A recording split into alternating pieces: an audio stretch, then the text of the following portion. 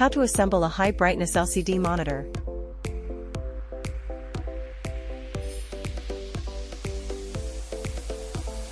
The main frame is made of multiple aluminum plates, ensuring that each aluminum plate is firmly connected and the frame is stable.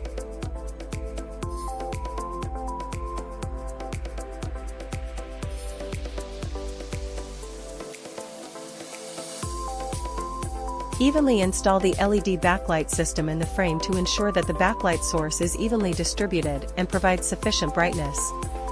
Carefully place the diffuser and light-enhancing film on the module to ensure that the light is evenly distributed and improve the display effect.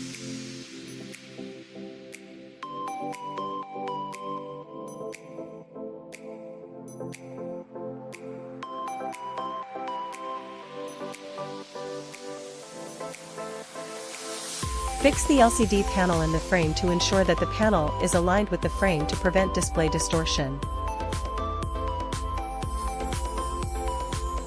After the panel is aligned, firmly lock the front frame to ensure that the LCD panel is stable and prevent external forces.